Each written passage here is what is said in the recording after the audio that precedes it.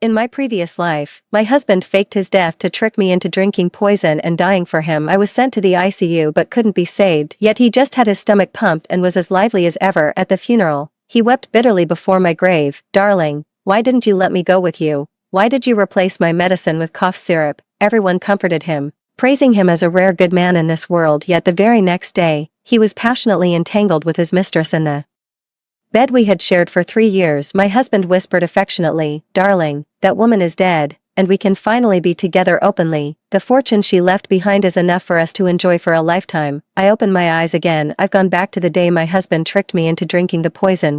Wife, I've tried my best. I can't stay with you any longer, but I'm so unwilling. I can't bear to leave you. Seeing you in such pain every day, it truly breaks my heart. I know you can't bear to part with me either. My husband grabbed my hand and kissed the back of it tenderly. "Darling, come with me. Let's continue being husband and wife on the road to the underworld." "All right." The familiar gentle words struck like a sudden alarm bell, instantly snapping me out of my dazed state. I bit my lower lip tightly and scanned the room. On the nightstand, 2 glasses of dark red liquid stung my eyes. I took 2 deep breaths. Only then did I have to accept the absurd reality that I had actually been reborn in my previous life. My husband was diagnosed with mid to late stage liver cancer, and the prognosis was very grim. Upon learning of his condition, I was utterly heartbroken, my spirit tormented, and I developed severe depression under the dual blows of my husband's pre-death PUA and my depression. In a daze, I picked up the poison before me and drank it all in one gulp. I wanted to follow my husband Jiang Yan to the Yellow Springs together, but then the poison took effect,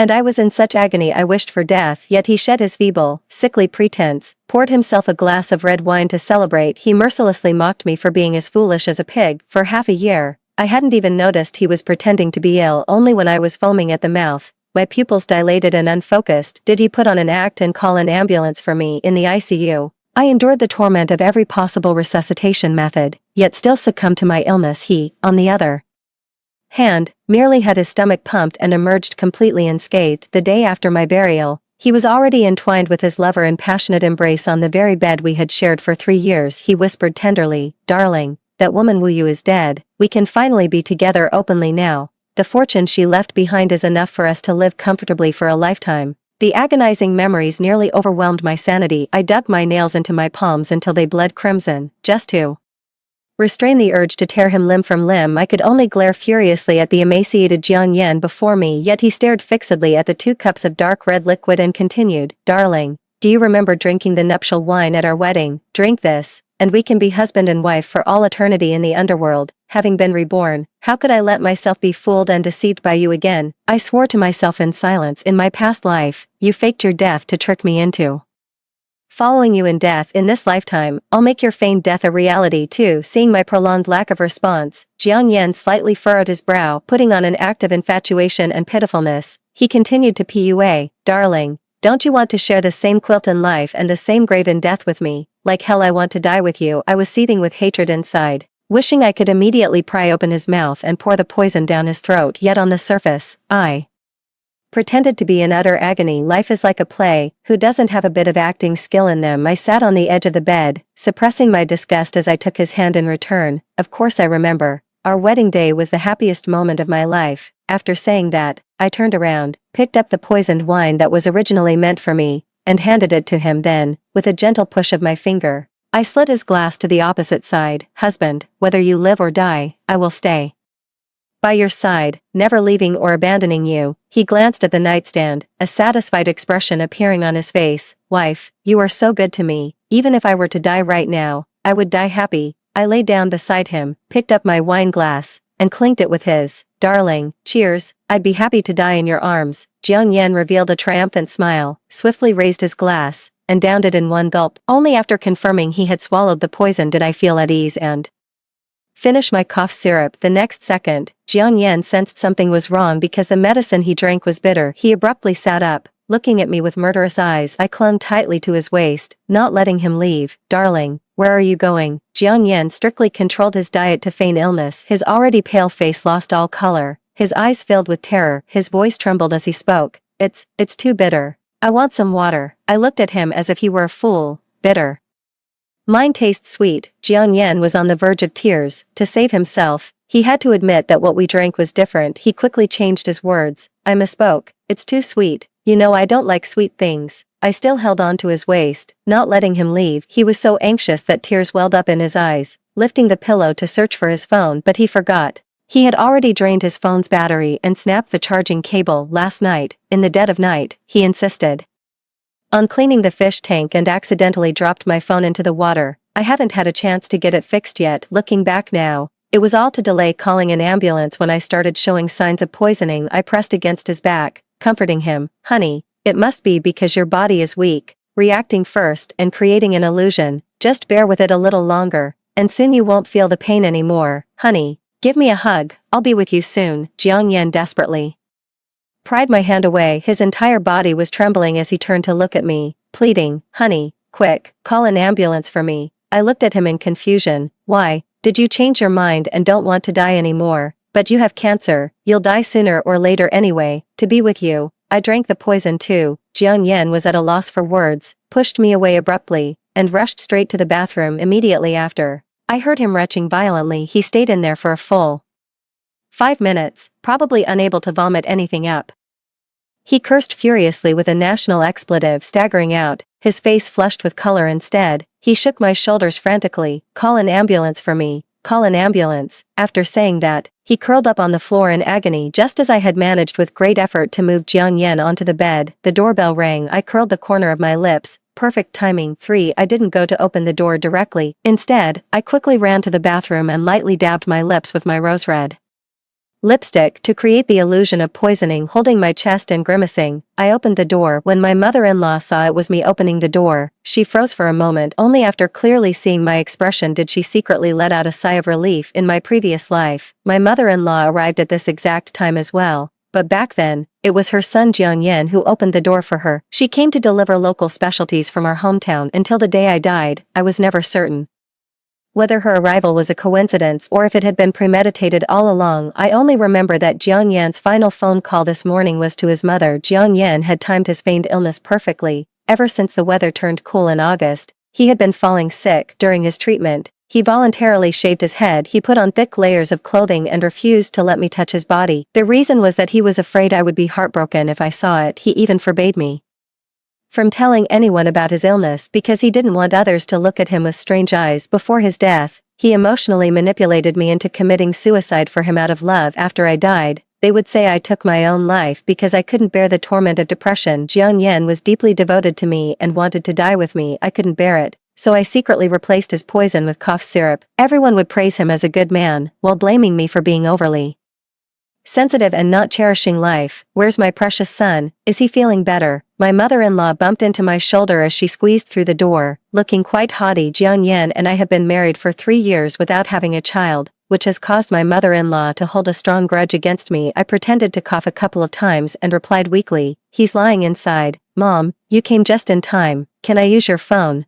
Jiang Yan just said he wasn't feeling well and asked me to call an ambulance for him. My mother-in-law casually threw a sack of local specialties on the floor and ran to the bedroom to call for Jiang Yan. Jiang Yan had his back to her and didn't respond. When she came out, she didn't seem the least bit flustered. My mother-in-law gently closed the bedroom door and glanced at me. My son is sleeping soundly. Why call an ambulance? I deliberately clutched my stomach and tried to snatch her bag. Mom, I'm not feeling well either. Let me use your phone for a moment. My mother-in-law leaned away, pressed down my hand, and spoke in a cold tone. Then you must be hungry. I brought Yan's favorite air-dried cured meat. Take a piece out and stew it for him at noon. Mom, I really don't feel well. My mother-in-law acted as if she hadn't heard, sitting on the sofa with her phone and scrolling through short videos. My mother-in-law's attitude made me suspect that she was aware of Jiang Yan's plan to fake his death. At the time, I naively believed that my mother-in-law had genuinely come to visit us. Clutching my stomach, I ran toward the bathroom, shouting as I went, Mom, my stomach hurts. Please make yourself at home. My mother-in-law watched me with a cheerful smile, probably thinking I was about to succumb to the poison. Go ahead and laugh all you want. Call an ambulance now, and your son might still be saved any later, and not even a divine being could save him. After coming out of the bathroom, I returned to the bedroom.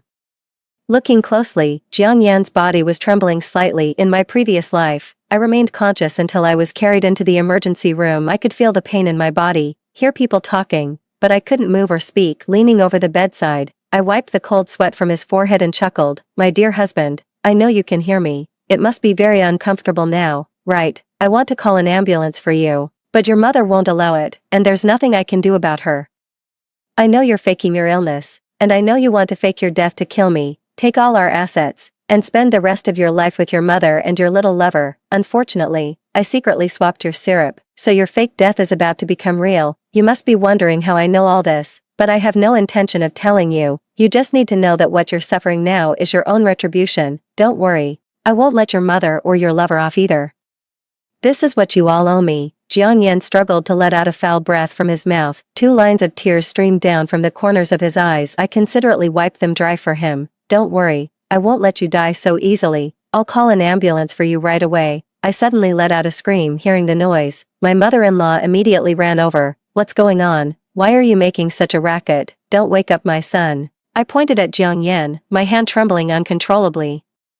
Mom, Jiang Yan, he's foaming at the mouth. Only then did my mother-in-law turn Jiang Yan over to take a closer look at his face. By this point, Jiang Yan was already in shock, unable to speak, yet his face wore an expression of intense agony. My mother-in-law didn't show any tension or panic. Instead, she looked uncertainly at her son, then at me. She looked at me, then back at her son. A doubt stirring in her mind. He's just sleeping soundly, isn't he? Even in this state, my mother-in-law still refused to give up on their fake death plan. Oh, she's waiting for the poison to take effect on me. I was extremely anxious. Mom, let's send Jiang Yan to the hospital. Even if he's going to pass away, at least let him suffer less. My mother-in-law glared at me irritably and hesitantly took out her phone. I'd better make a call and ask Dr. Lan. Unnoticeably, a cold smile appeared on my face. Besides me and my mother-in-law, there was one other person who knew Jiang Yan was sick. That was his mistress, the Dr. Lan my mother-in-law mentioned. Lan Kiki. I never expected that even my mother-in-law, who has lived in the countryside for years, knows about Lan Kiki's existence. If you start it, don't blame me for finishing it. I want them to watch helplessly as Jiang Yan dies, yet they can do nothing about it. For Lan Kiki opened a psychological counseling clinic near my residential area. In less than 10 minutes, Lan Kiki arrived wearing her work uniform, with her still barely noticeable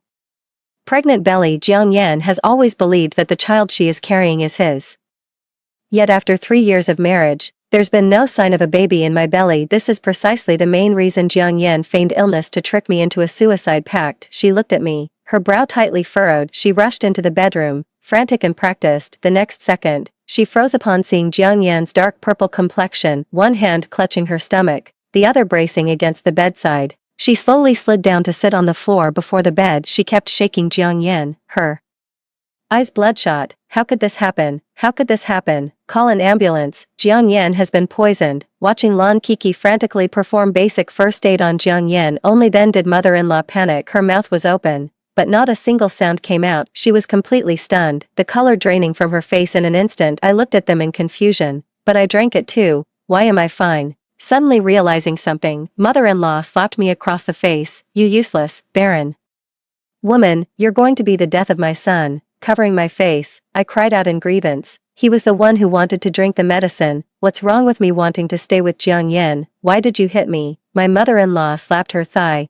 wailing loudly as she scrambled over to Jiang Yan. It's over. It's over. It's all over. I snatched the phone she had been guarding so fiercely and called an ambulance, but deep down, I knew it was already too late. Jiang Yan, he couldn't be saved.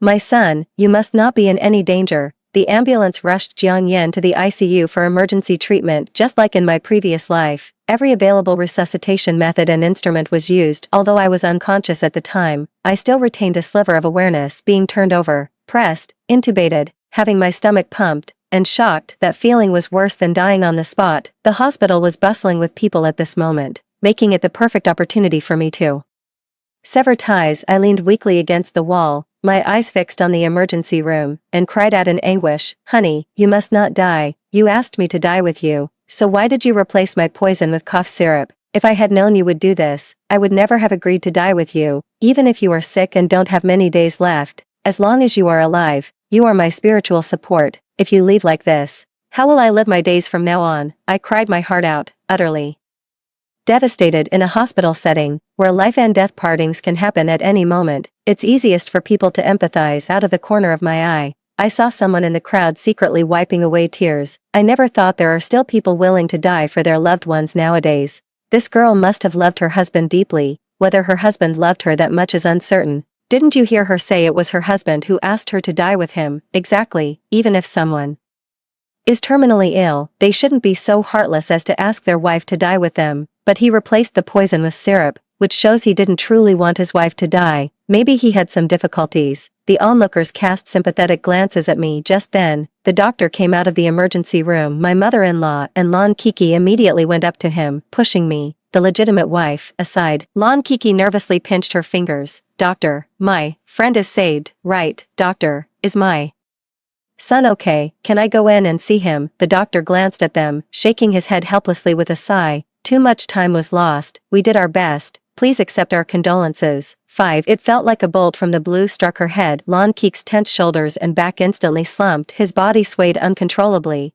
and he barely managed to steady himself against the wall. The mother-in-law broke down. Her deeply wrinkled face was etched with disbelief. She desperately clutched at the doctor, her voice trembling. Impossible. How could my son be dead? You quacks, you killed my son. Give me back my son. The doctor was exasperated by the mother-in-law's unreasonable behavior, but considering her grief over losing her son, I still patiently explained. Mom, I shouted, once again drawing the attention of everyone passing by. If you hadn't stopped me from calling an ambulance, how could my husband have been beyond saving? You killed Jiang Yen, you killed your own son. My mother-in-law's face was streaked with tears as she slowly turned her head, no longer wanting to pretend. She suddenly rushed over and slapped me hard again. That's bullshit. My son didn't have to die. You forced my son to drink the poison. You're the one who killed him. Give me back my son's life. My mother-in-law suddenly turned the tables, shifting all the blame onto me, but I wouldn't let her wicked scheme succeed again, covering my face. I retorted, I didn't. I loved Jiang Yen. Why would I force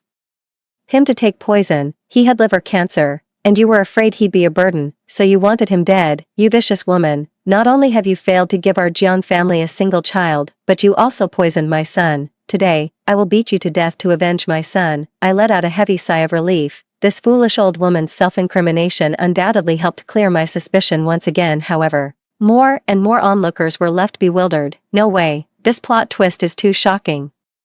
That would be murder. I actually felt sorry for this girl just a moment ago. There are no filial children by a long sickbed. Taking care of a patient is truly exhausting. I know from personal experience, but that doesn't justify poisoning someone. Hard to judge. The human heart is unfathomable. It's really impossible to tell who's telling the truth and who's lying. Before I could even open my mouth to question her, the doctor was the first to freeze, his brow furrowing seriously. Are you mistaken? The deceased did not have liver cancer. Apart from organ failure caused by poisoning, all bodily functions were healthy. I grabbed the doctor and wouldn't let go. What? My husband didn't have liver cancer. He's clearly been sick for 6 months, undergoing chemotherapy at the hospital every month. Look, here's his diagnosis report. I took out the diagnosis report from my bag that showed Jiang Yen had been diagnosed with liver cancer. The doctor took just one glance, and his expression changed instantly. Nonsense. This is just a piece of paper without even a hospital stamp.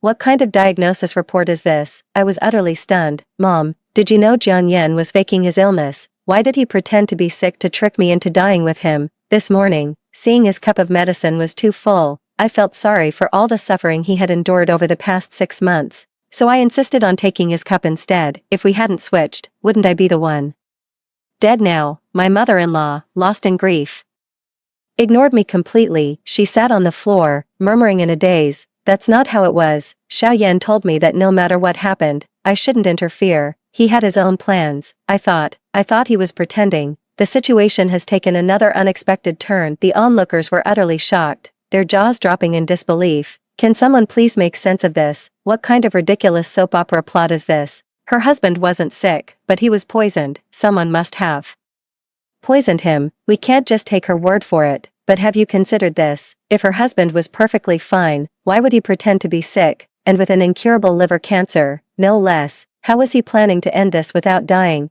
Is it possible that her husband had some ulterior motive and wanted to fake his own death, seeing that they could no longer keep up the pretense? The mother-in-law and Lon Kiki suppressed their grief and dispersed the crowd. At that moment, Jiang Yan's body was also wheeled out. The mother-in-law held Jiang Yan, crying her heart out, looking at the rigid body under the white cloth. I finally let out a sigh of relief. It was as if the suffering I endured because of him in my previous life suddenly felt lighter. Seeing her in such unbearable pain, the onlookers dispersed, no longer gathering around. 6. My mother-in-law told me to get lost and forbade me from accompanying them to the crematorium, although I couldn't be bothered to collect the remains of this scumbag either. But thinking about what might happen next, I won't feel completely at ease until I see him turn to ashes. I stubbornly followed them onto the car heading to the crematorium. Only after seeing Jiang Yan being pushed into the incinerator did I leave quietly, feeling relieved. Upon returning home, I first packed up all of Jiang Yan's belongings and threw them into the trash bin downstairs. Then, I transferred all the savings from our joint account to my parents under the guise of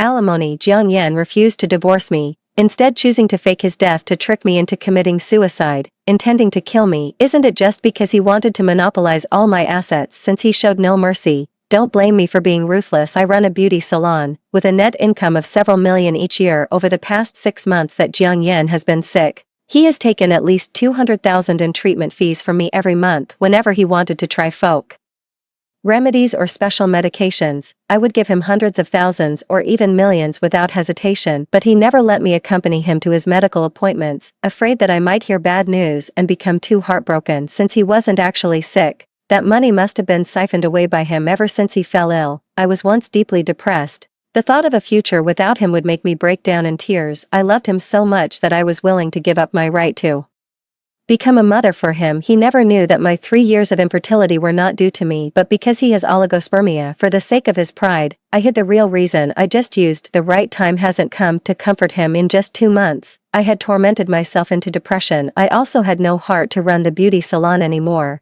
For half a year, it was basically in a state of monthly losses. I never thought the person I loved so deeply would betray me, fool around with other women, and even have a child. I knew that after Jiang Yan's death, my mother-in-law and Lan Kiki would never let it go. I asked a friend to introduce me to a lawyer who is particularly skilled at litigation. Strive to ensure that my mother-in-law and Lan Kiki can't gain any advantage from me. The 3 million Jiang Yan swindled from me must also be recovered. 7. Everything is ready except for the east wind. This time it's my turn to pour myself a glass of red wine to celebrate. My gaze wandered, scanning the surroundings. Jiang Yan, oh Jiang Yan, are you also like me, filled with unwillingness, your soul returning, so close to success, yet stumbling at the last moment? You must hate me to the core. Ha ha ha, why am I so happy? That night, whether it was the effect of alcohol or finally letting go of my worries, I didn't take my antidepressants and still had a peaceful night's sleep. On the 3rd day, my mother-in-law returned holding Jiang Yan's ashes. After 2 days apart, she seemed to have aged a decade in an instant. Her expression bleak and defeated. Her half-gray hair had turned completely white. Following behind her was Lan Kiki, her face haggard with exhaustion. The two supported each other, with heavy dark circles under their eyes, likely having had little proper rest these past few days. Lan Kiki had deliberately worn a form-fitting knit dress today, even wrapped in her coat. Her small baby bump was distinctly prominent. I was slightly taken aback, surprised that my mother-in-law didn't immediately lash out at me upon seeing me again. As it turned out, less than 2 minutes after they entered, 2 police officers also showed up at the door. So that's how it is. Who called the police? My mother-in-law, holding the urn, her eyes bloodshot, looked at me with a gaze that seemed ready to devour me. Officers, you must uphold justice for me. This venomous woman poisoned my son with toxic drugs, causing him to die in agony. Quickly arrest her and poison her too, with the most potent poison. The police officers' faces darkened almost to the shade of coal. I mourned my mother-in-law's ignorance for a second. Officers, please don't mind her. My husband just died, and my mother-in-law can't handle the shock, so she's talking nonsense. My husband was indeed poisoned, but he poisoned himself. It has nothing to do with me. My mother-in-law gritted her teeth and tried to come at me again. You're talking crap. If you slander my son again, I'll tear your mouth apart. Why would my son poison himself when he had a perfectly good life? I explained sincerely and calmly. Officers, my husband didn't mean to poison himself. He meant to poison me. By a twist of fate, I drank his medicine, which is how I escaped, and he faked an illness and deceived me for half a year. I calculated that in just these 6 months, she took nearly 3 million in treatment fees from me. This is the fake diagnosis he gave me, and these are the transfer records I compiled. Officer, you must help me investigate where all this money went. When I said the last sentence, I kept staring at my mother-in-law and Lan Kiki's faces. Lan Kiki showed a momentary panic in her expression, but quickly returned to normal. She just pursed her lips tightly, saying nothing. My mother-in-law was in tears, and compared to the day before yesterday at the hospital, she had a new explanation this time. My son simply grew tired of you, a hen that can't lay eggs, and wanted to leave you, but you refused to divorce and wouldn't give my son his share of the money.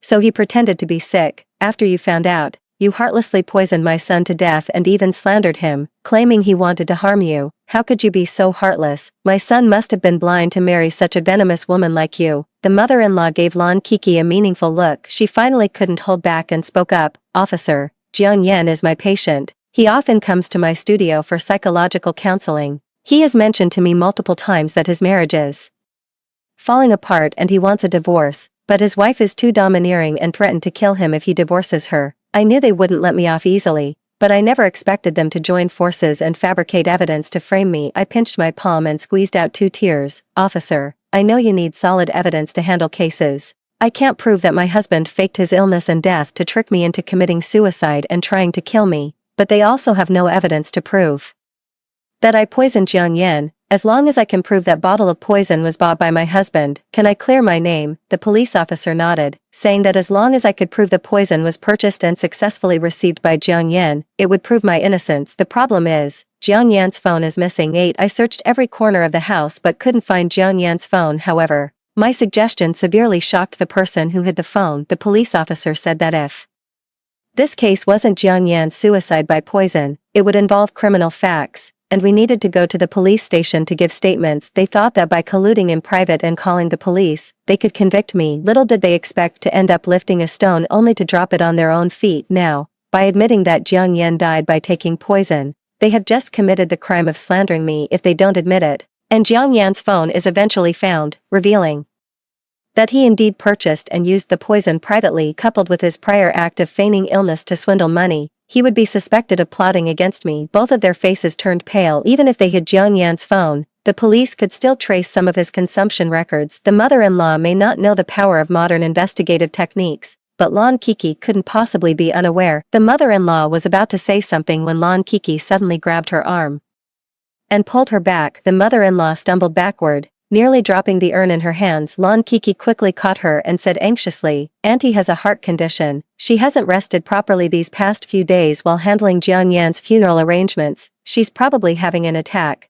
Catching the hint in Lan Kiki's eyes, the mother-in-law suddenly rolled her eyes back and pretended to faint. My heart hurts. The medicine, it's in my bag." Lan Kiki hurriedly took a fast acting heart relief pill from the bag and fed it to her. The 2 police officers helped her lie down on the sofa. He called me aside and asked a few questions privately. When I returned, my mother-in-law had already calmed down. She also changed her statement to the police officers. My mother-in-law gritted her teeth and apologized to the police. "I'm an old woman, getting senile, and I can't remember many things clearly. My Xiao Yan might have really committed suicide. It has nothing to do with my daughter-in-law." I couldn't accept my son's death for a moment, so I took my resentment out on my daughter-in-law. I apologized to her. "Daughter-in-law, for the sake of Xiao Yan just having passed away, please forgive me." Okay. In the end, they didn't dare to confront the truth head-on and chose to reconcile in a way that might incur the smallest cost. Admitting that her son died by suicide must have made her heart bleed. If I had been reborn just a moment earlier, I could have thrown the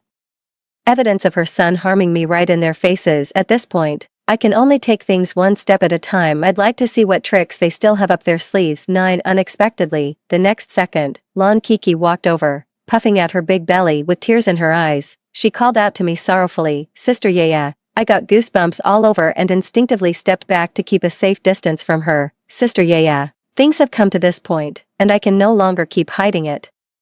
I am not only Brother Zhang's psychologist, but also his beloved." I deliberately covered my mouth, feigning a hurt expression. "What? Jiang Yan actually kept a mistress behind my back?" Lan Kiki's face instantly flushed red, biting her lower lip in shame and anger. "I know you have always deeply loved Brother Jiang, so you should know that his greatest wish in this life is to have a child of his own. What I am carrying in my womb is Brother Jiang's only bloodline. Please don't blame Brother Jiang. He kept it from you because he was afraid you'd be heartbroken." I let out a cold laugh. "Afraid I'd be heartbroken? So he faked his death to trick me into following him in death. Do you even believe that when you say it?" Lan Kiki glanced awkwardly at the 2 police officers beside her and continued, "Sister Yaya, please don't joke like that anymore. A day as husband and wife brings 100 days of grace. Brother Jiang is gone now. Sister Yaya, both auntie and I hope you Can accept this child and let them inherit the legacy they deserve. Humph, the fox's tail is finally showing. My mother-in-law also sat up. To get the inheritance, she swallowed all her anger. Yeah, the child in Keek's belly is the only seedling of our old Jiang family. For the sake of your many years of marital affection with Xiaoyan, please acknowledge this child. I thought for a moment and softened my stance, sighing with emotion.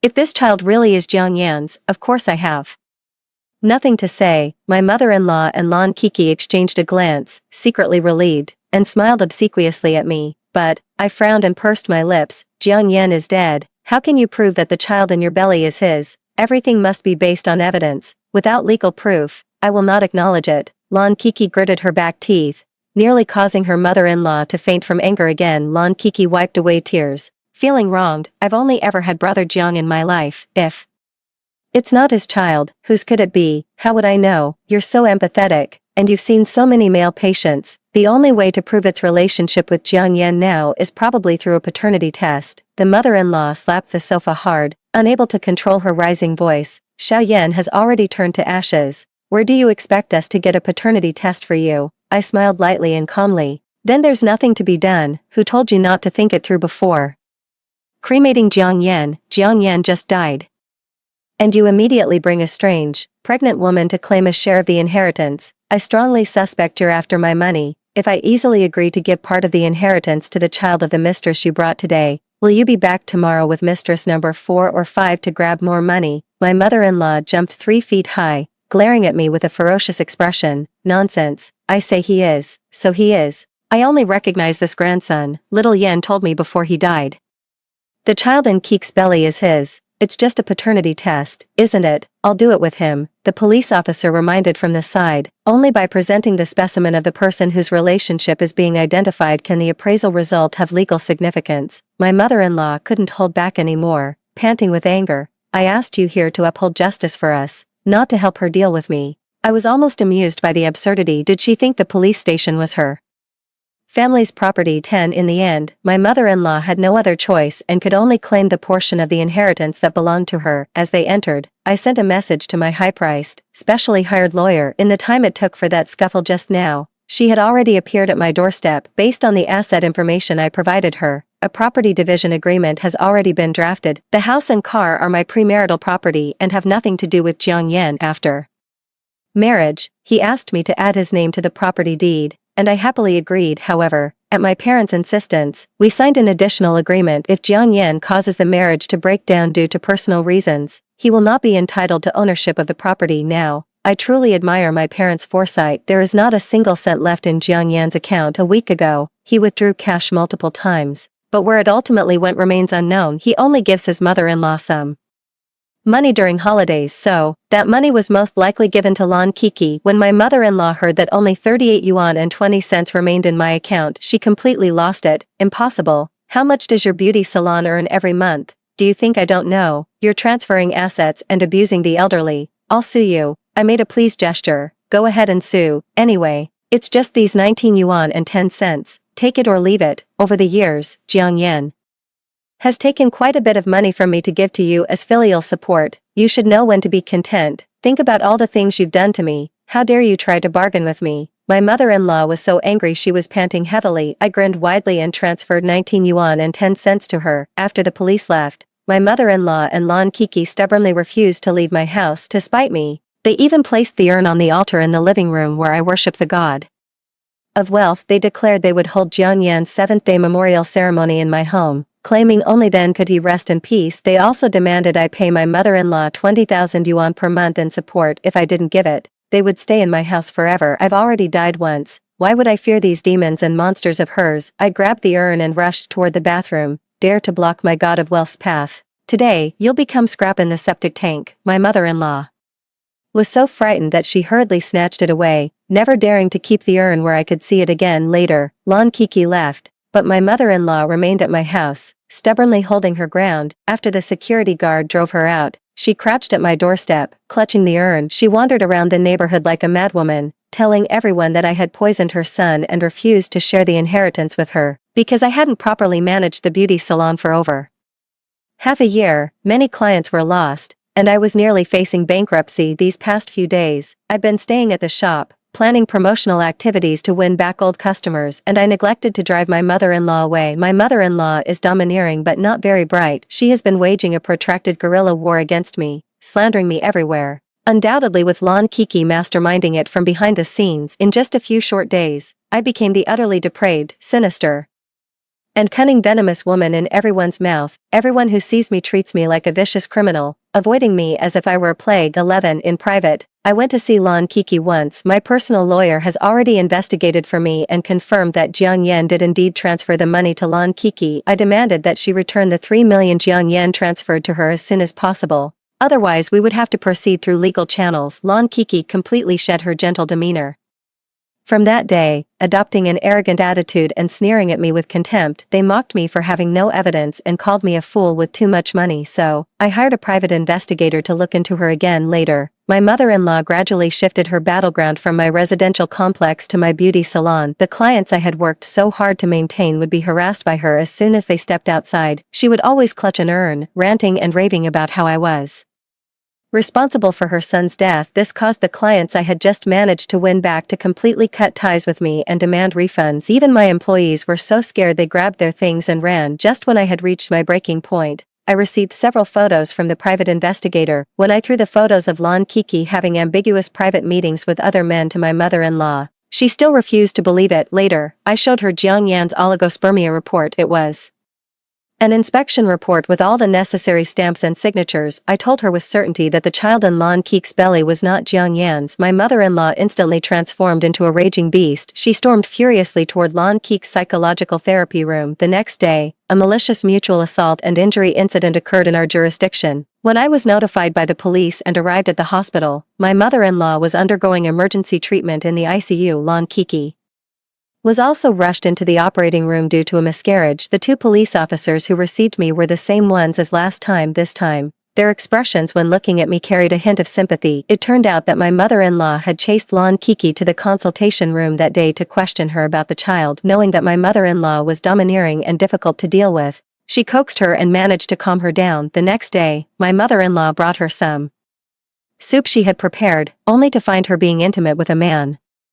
And that man was the one from the photo I had shown her. Furious, my mother-in-law poured the entire pot of hot soup over both of them. Seeing that the truth was exposed, Lon Ka no longer wanted to hide. She directly revealed that the other man was her boyfriend, and Jiang Yan was merely a tool for her to make money. The child she was carrying was not Jiang Yan's, but her boyfriend's. The mother-in-law was so furious that she kicked her in the stomach. Blood was seen immediately. Unable to contain her anger, the mother-in-law also exposed the truth. Jiang Yan had faked his death to trick me into committing suicide for love, intending to kill me so he could be with her. As she beat her, she lamented how unworthy her son was. He had abandoned such a good and capable wife, only to ruin his life for a shameless, habitual homewrecker. Even risked their life. Lon Kiki's boyfriend directly lifted the mother-in-law and threw her to the ground, beat her for over 10 minutes. The mother-in-law suffered multiple fractures and was unconscious when rescued. In the end, the mother-in-law could not be saved. Covered with a white sheet, like Jiang Yan, she was wheeled out of the ICU emergency room. I sued Lon Kiki and her boyfriend in court. 3 months later, Lon Kiki not only had to repay my 3 million debt but was also sentenced to 5 years in prison for her involvement in Jiang Yan's plot to murder me. Her boyfriend was sentenced to life imprisonment for the crime of intentional homicide. With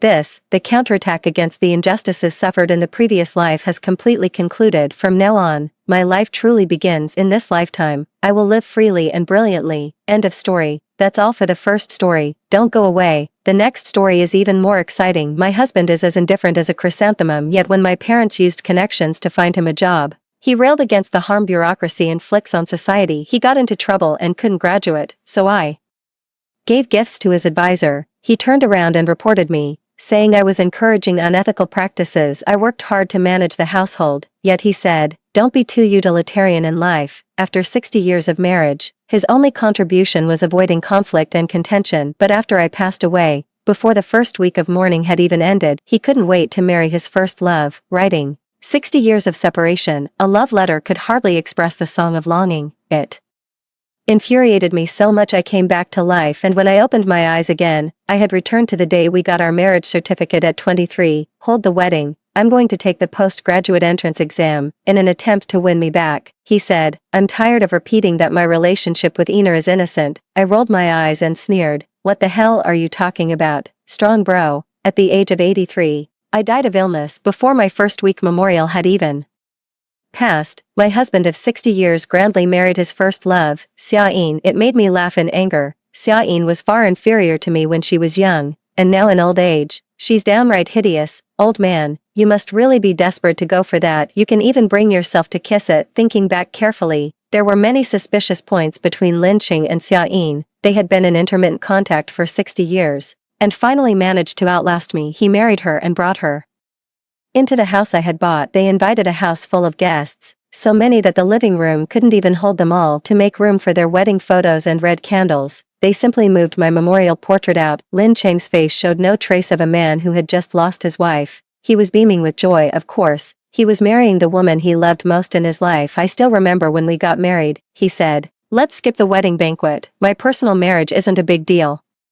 There's no need to waste everyone's time and energy. Looking back now, he probably looked down on me, thinking it was too shameful to marry a woman reeking of money, so it had to be done in secret. Touch it, only then can his reputation be preserved. To thank the guests, Lin Qing played the qin, and Xiaoyin danced to the music. He played slowly, and she walked unsteadily, truly like a couple who had endured hardships and finally reconciled. I was with him for 60 years, and he never played the qin for me once. I once asked him to, but he said the qin should be played for a soulmate, so his soulmate was Xiaoyin alone from beginning to end. Lin Qing, your first wife is watching from the heavens. I wanted to scream, to roar, but I couldn't make a sound. It was time to speak. With tears in his eyes, he said, Zhao Min was too utilitarian. I've lived my whole life too tired, and I haven't followed my true heart. Einar has a gentle and quiet nature. She was truly my perfect match. If it weren't for Zhao Min forcing us apart, we would have been together long ago. Fortunately, it's still not too late. Xiaoyin, I love you. In this life, I am only your husband. The old couple held each other's hands tightly, gazing at each other's wrinkled, aged faces. On Lin Cheng's face was a depth of emotion I had never seen before. Suddenly, I felt how ridiculous I was. After marriage, I called him husband,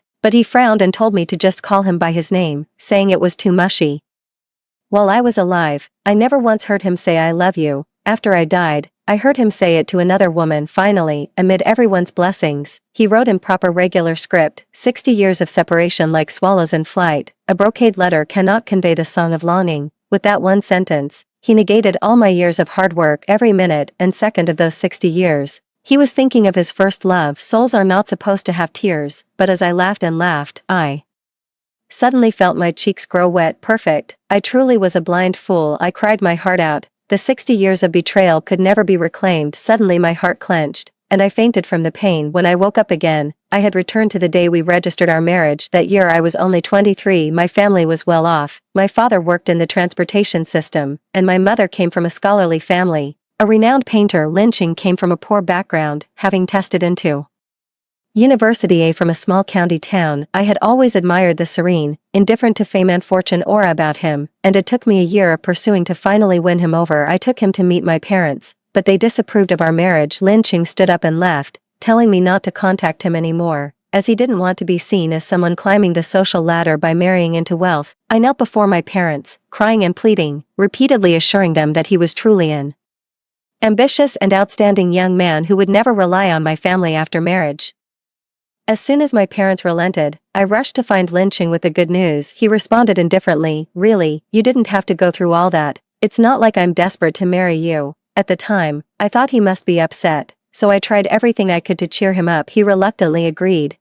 Fine then. We got married right after graduation. He tried to find a job but kept getting let go before even finishing the probation period. He had a high opinion of himself, believing that as a graduate from a prestigious university, he shouldn't be doing menial tasks. He also had a habit of meddling in others' affairs and couldn't stand seeing his superiors. He often reprimands his subordinates and frequently interferes in their work. His resume wasn't particularly impressive in City A. His parents claimed they wouldn't help us at all, but behind the scenes, they quietly pulled strings for him, hoping he could land a good job and that I could have a better life too. He managed to offend all of his parents' friends. In the end, neither private companies nor state-owned enterprises wanted him for any decent positions. In City A, he simply couldn't find a job. He would still complain at home, Those people are so full of themselves, each one of them is practically a parasite on society. I refuse to be like them. I'd rather live a simple, unremarkable life than compromise my principles. I felt sorry for him and said, "Why don't you try furthering your studies? Let me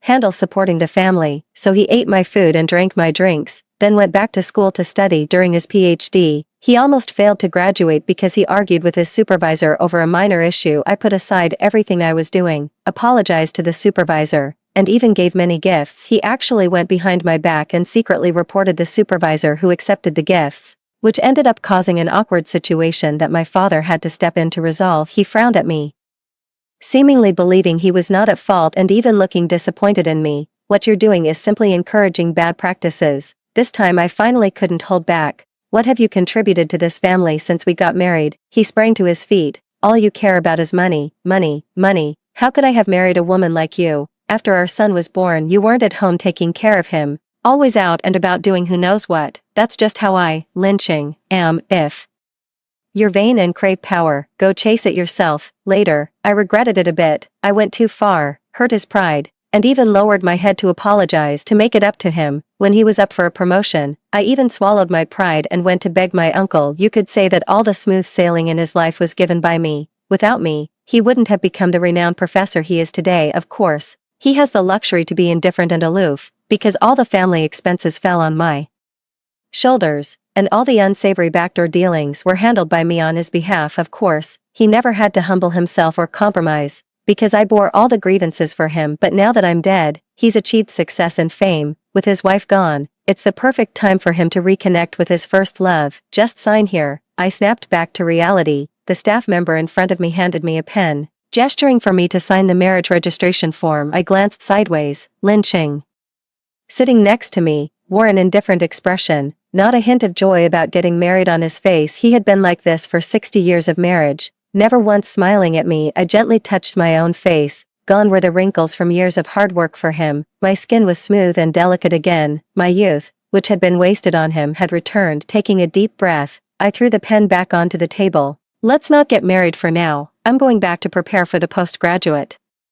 entrance exam." For the first time, emotion flickered across Lin Cheng's usually stable, deadpan face. He frowned. "What are you making a fuss about?" 3 simple words turned me into the unreasonable one. In the past, whenever he frowned, I would relent and then try to cheer him up. It happened so many times that even I started to believe I must have been in the wrong, that I was the one who had wronged the ever-composed and unflappable Professor Lin. Given this rare chance at a second life, I'm done serving him. I couldn't be bothered to say more. I picked up my bag and left unexpectedly. Lin Cheng lost his composure and strode after me. "Wait, Zhao Min, let's talk this through." He grabbed my wrist, and my whole body shuddered. To be honest, that touch of his made me utterly sick to my stomach. I think I made myself quite clear just now. I shook off his hand and wiped mine on my pants. He noticed my movement, his pupils contracting slightly. "You're not marrying me anymore," I fought back the urge to curse. There were too many people here. Making a scene would land us in the news. I said, "I want to take the postgraduate entrance exam. You understand, right?" I stared straight at him. His face stiffened. "Ah, right, of course." I smiled with satisfaction and turned to walk out of the Civil Affairs Bureau. Bathed in the warm sunlight, I finally believed I was truly alive again. Wasn't a 60-year marriage just a nauseating cage for me? I didn't break up with him because I still had lingering feelings for him. He tormented me for 60 years. And I want to personally push him into the abyss. Saying I wanted to take the postgraduate entrance exam wasn't just an excuse. Having experienced my past life, I deeply realized how important it is for women to read more books. With my excellent grades and numerous awards from major competitions, getting a postgraduate recommendation was never an issue. But to marry him, I gave up my postgraduate recommendation, found a job early, and diligently supported the family. Yet all I got in return was his talk of the swallow and the oriole flying apart. Such sophisticated insults, you wouldn't even understand them without reading more books. There's still over half a year left before the postgraduate entrance exam, so there's plenty of time. My mother called to ask about the situation. "Wasn't it you who insisted on marrying him? What's going on?" Hearing her voice after so long, my heart ached with bitterness. I was a foolish, love-struck fool who had caused my parents endless worry. "Mom, I want to further my education while I'm young. It will be useful in the future." Thinking back to my previous life, when I faced a crucial promotion opportunity, my performance was outstanding, but I had to stop there because of my undergraduate degree. fills me with such resentment that it makes my teeth itch. My parents were immensely relieved. They quickly sent me money and told me to sign up for a postgraduate exam prep course immediately, so as not to fall behind schedule. Even if I didn't work, my family's assets would be enough to support me for a lifetime, but Lynching had it rough. Without my support, he couldn't even afford to eat. There was no contact between us, and with his prideful nature, he wouldn't call me on his own. In my past life, I was anxious to death, but in this one, I've learned to let go. The more you indulge him, the more he acts cheap, really thinking he's something special. He didn't ask, I didn't inquire. It was a perfect match just over a week later. He couldn't hold back anymore. He called me, his voice cold and stiff. That's enough. Playing hard to get can be cute, but know when to stop. Too busy. The postgraduate exam is important. I replied casually. He was silent for a moment, then said, we can study together, and I can even help you. We had both graduated, couldn't stay in the dorm, and he didn't even have money for food, let alone rent a place. I almost laughed, but I remember my GPA was higher than yours, so I probably don't need that. He seemed to be holding back. I don't have money for food. How ironic. He never liked it when I brought up money, because I was the one who always solved the money problems. Now it was his turn to worry about money. It's fine. Having money doesn't mean you can eat it. I threw his own words back at him. You can eat something that doesn't cost money. Stunned by my retort, he finally lost his temper. So what if your family has money? Why do you always have to step on people's sore spots? I sighed, with hands and feet. Why not just go find a job? That was a pointless thing to say. If he could bear the hardship of working a job, he wouldn't have been a poor wretch in the first place. Don't think I can't manage without you, Zhao Min. He hung up the phone resentfully. It turned out he really couldn't manage. He went to a fast food restaurant run by a friend. The friend, out of consideration for my sake, reluctantly hired him. One day, the friend complained to me. Lynching was working as a waiter delivering orders, and he mixed up a customer's drink. The customer complained a few times, and the words weren't exactly pleasant. He then poured the entire drink over the customer's head. I asked my friend to send me the video and personally uploaded it online. The video went viral within a day of being posted, garnering over 10 million shares and earning me the new nickname Fast Food Madman. My friend fired Lynching, but I didn't think it was enough. Deduct another month's salary as compensation for the store, my friend teased. What? No longer feeling sorry for your dear boyfriend? That's a whole month of work for nothing. If I let him get away with the money, I wouldn't be Zhao Min. Lynching was kicked out without a single cent. He used to have food and lodging provided, but now he had nowhere to go. He contacted me again. Min, I tried working, but it didn't work out. Every time he messed up a job in the past, he would call me in that greasy tone. I was completely bewitched back then. As soon as he spoke, my heart softened, and I ended up cleaning up his mess. It's fine, now that you're famous, you can do live streaming sales. How is that not considered making a name for yourself? Seeing that I wasn't taking the bait and was even mocking him, he gritted his teeth and said, how could I ever be with a woman like you? Whoever he loves, let him love. I can't be bothered to indulge his attitude anymore. Sure enough, he went looking for Xiaoyin, who was more his type. Xiaoyin attended a second-tier university across the street from ours, just 1 block away, but worlds apart in terms of academic standing. Lynching was a genius from the mountains, and Xiaoyin, having made it out through the exams, was considered quite outstanding herself. She was a year younger than Lynching, and he had put a lot of effort into helping her with her college entrance exams. I was too naive. I really believed in their pure friendship. As fate would have it, when I went back to the school to handle some business, Xiaoyin was bringing Lynching a meal, and the three of us ran into each other. Out of sight, out of mind. I lifted my foot to walk past them. Xiaoyin stopped me. Sister Min, isn't that enough? Brother Lin has suffered quite a bit lately. I raised my eyelids. Has being the other woman muddled your brain? You still dare to come up here and morally blackmail the rightful one? Upon hearing this, her eyes welled up with tears. How can you say that? Lynching shielded her. If you have a problem, come at me. You're just too paranoid. Between her and me, it's completely innocent. I'm tired of saying this. I didn't want to curse either, but he walked right into it himself. What the hell are you talking about? Strong guy, stop pretending to be a good person. If I hadn't seen with my own eyes the sweet scene of their sunset romance after death, I would have been fooled by Lynching again. This time, seeing them just annoys me. They've turned my perfectly good life into a joke. Thankfully, I was given a chance to start over, not sent straight to the underworld. Otherwise I'd be laughed at by my best friend and scolded by my parents to death. I left directly, not noticing Xiaoyin's resentful glare. She is talented in singing and dancing, with a pure appearance, and was a campus belle-level figure in university. How could she not seek revenge after suffering such a huge grievance from me? She wrote a lengthy post of thousands of words in her social media circle, not once mentioning my name, yet every sentence was about me. It detailed how I abused my power and bullied an innocent girl from a small town. Her lackeys all helped repost it, including lynching. He loves to champion justice so much. How could he not help his favorite woman? Lynching naturally draws attention, and this matter was posted online again. Netizens said, "We wronged the fast food madman. It turns out he was forced by his vain girlfriend, a talented man compelled to become a waiter. The crazy woman is too despicable, biting anyone she catches, slandering a pure and innocent good girl." This even escalated to discrimination from top-ranked students at prestigious schools against those from ordinary schools. It reached the ears of the school and my parents, and I was called in for a talk,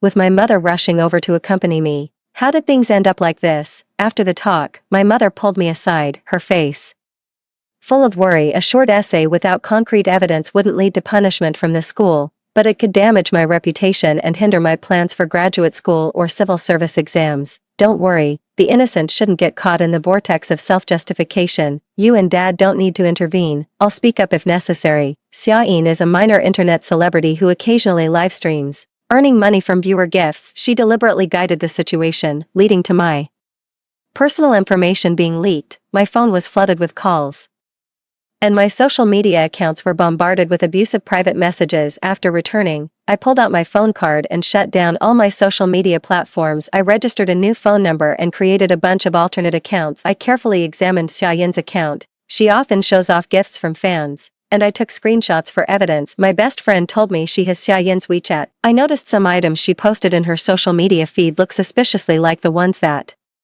mysteriously disappeared from me. There were bracelets, earrings, and even the birthday gift Lynching gave me last year. Last year, he gave me a necklace. It wasn't expensive, but he saved up to buy it, which really touched me, so I wore it every day without fail. One day, after he came to my place, it went missing. I found the dorm conditions unsatisfactory, so I live off campus occasionally. I would invite Lynching over to my place to hang out and cook for him, but he was always reluctant, saying, "It's improper for an unmarried person to visit their partner's home." I thought to myself, it's not the Qing dynasty anymore, and we're in a normal romantic relationship. What's the big deal? After thinking back for a long time, I realized that whenever Lynching came to my house, some small pieces of jewelry would always go missing. I'm not particularly fond of tidying up, and my room is often messy, so if something got lost, it was no big deal. They weren't very valuable anyway. But for a boyfriend to steal my things to give to someone else, that's just disgusting. There's no need to give gifts on holidays. You don't lack these things anyway. Holidays are just consumer traps. Even though he said that, he never hesitated to accept the gifts I gave him. What he skimped on were all my gifts. Last year he bought me something,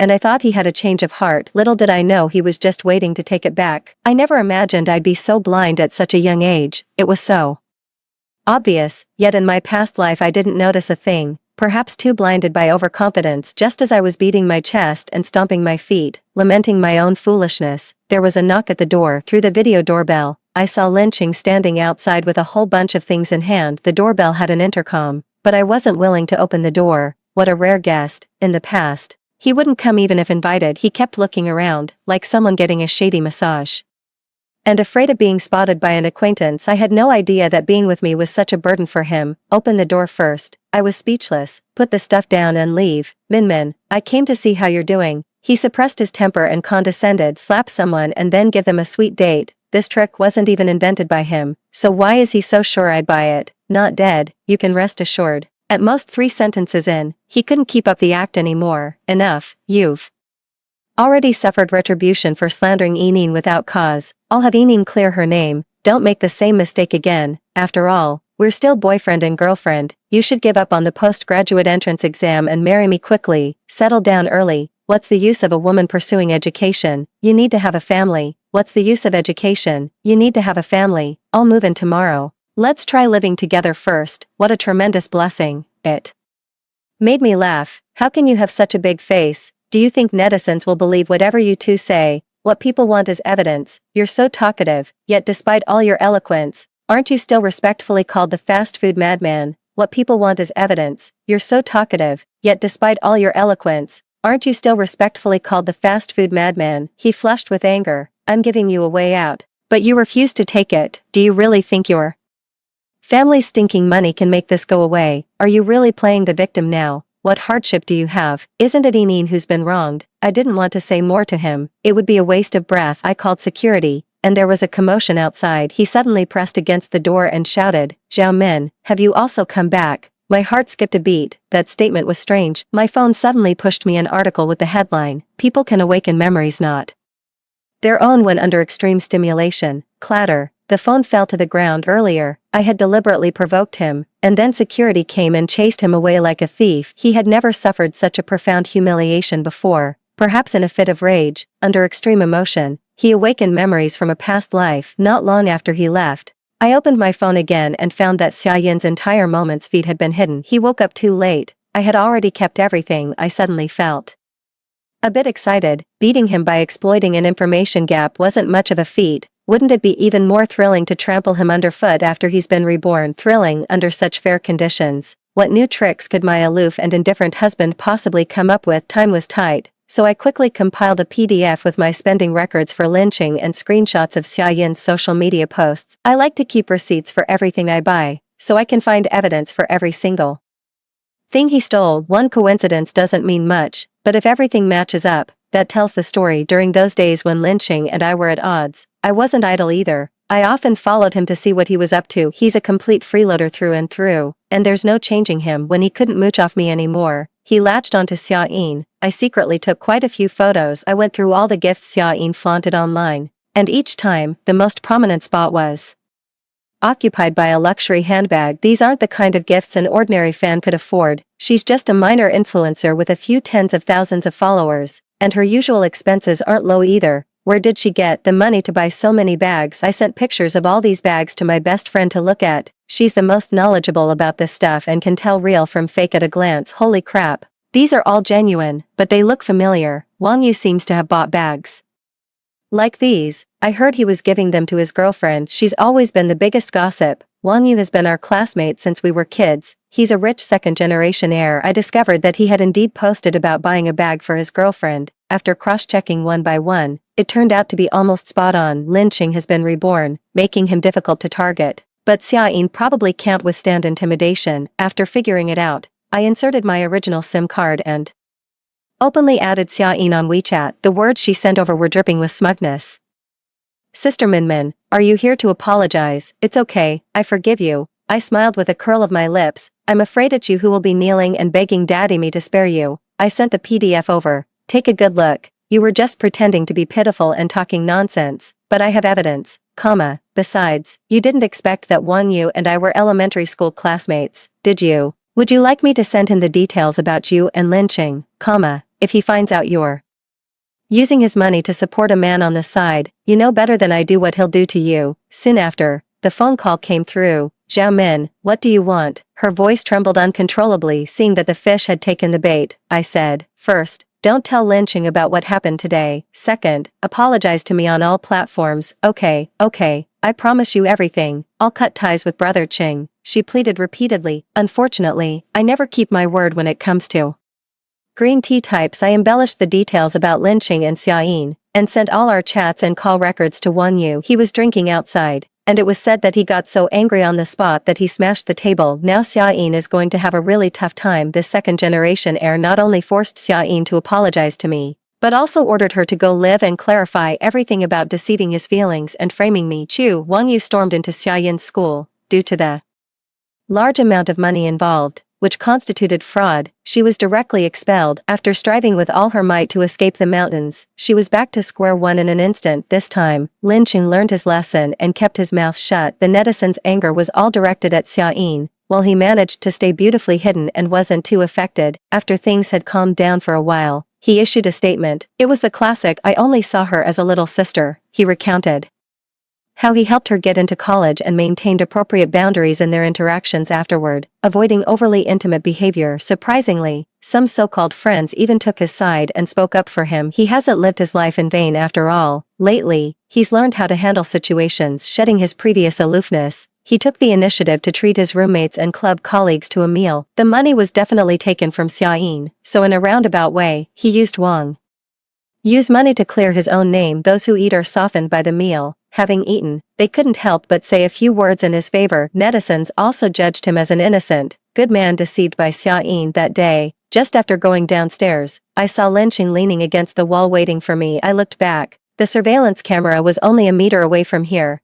and the security booth was also very close. He wouldn't dare do anything. What? I spoke first. Linqing approached. His aura different now. Minmin, I have to say you were a good wife who changed me a lot. Indeed, those techniques of yours were quite effective. He always had a high opinion of himself, and now that he's been reborn, his tail is practically wagging up to the sky. I gave a faint smile. Of course, stray dogs just scavenge what others leave behind. Should I chew it up and feed it to you? Don't be so sharp-tongued now. True to an 80-year-old man, Linqing was much more composed. You're just upset that I married Xiaoyin after you passed away. I already know I was wrong. This time, we are united as husband and wife, which is naturally different from our previous life. He reached out his hand to me. I directly spat the chewed gum from my mouth into his palm. Stop flattering yourself. In my previous life, after failing to get promoted, I started my own business, unexpectedly. It was very successful. Smooth sailing all the way, and even Linqing lived a wealthy life as a result. He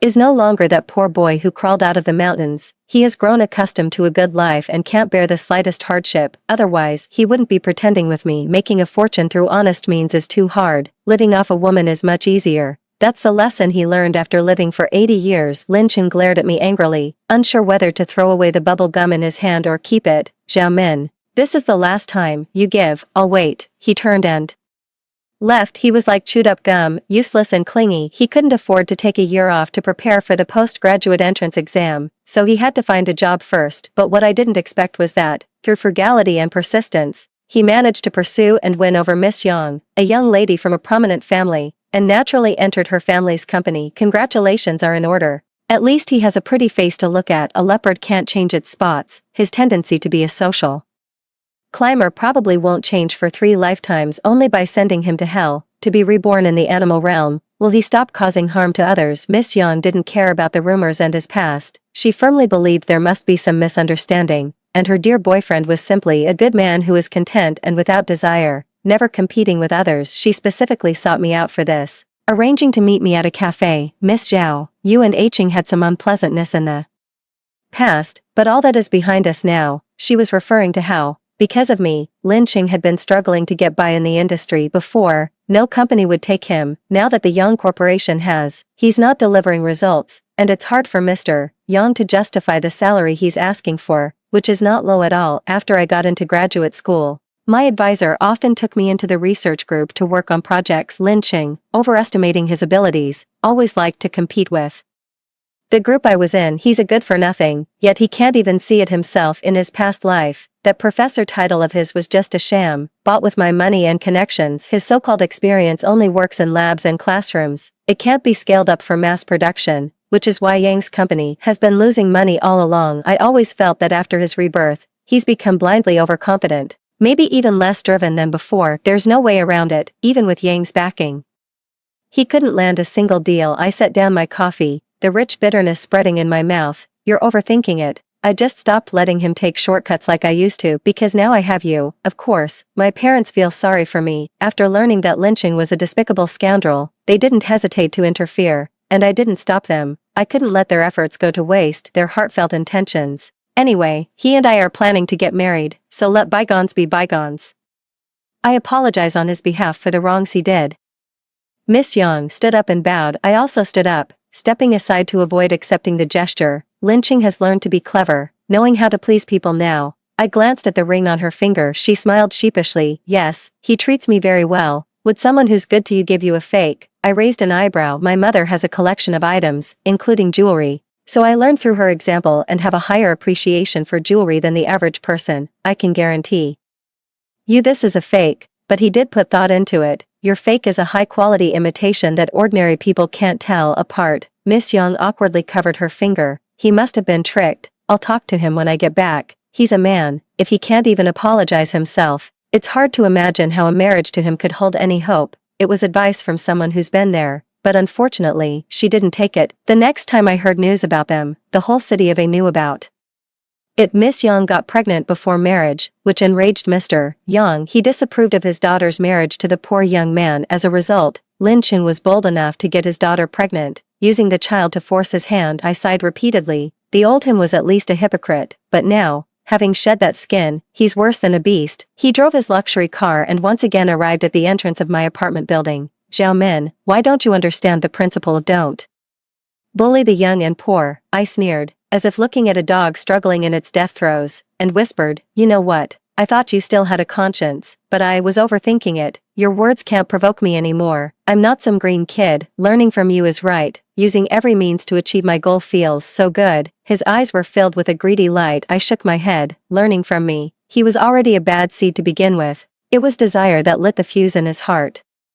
Unleashing all the evil within. What does that have to do with me? For every demon, there is a higher path. He laughed. Zhao Min, I'm waiting for you to kneel and beg me. I watched his retreating figure. How could I possibly stand by and watch him devour the Yang family's legacy? What he didn't know was that I had accounted for everything he stole back then. I just held back from taking action after being disciplined. Xia Yin has become much more obedient and is willing to come forward to testify. However, Lin Qing is as tenacious as a cockroach, and Miss Yang will protect him for the sake of the child in her womb. That day, we met again at the same coffee shop as before. This time, I was the one who asked her out. She is simple-minded and holds no ill will toward me, her predecessor. It's clear she is a pitiful girl who genuinely loves that scoundrel. When is the wedding date set for? She smiled shyly. The 15th of next month. I nodded and handed her my phone. Her face instantly turned pale. Miss Zhao, I can return all the money to you. Please, I beg you. I tapped my fingers on the table. I don't lack this money, but I don't want such scum to remain at large. What will you gain by marrying him and having this child? Because of a father who is a legal offender,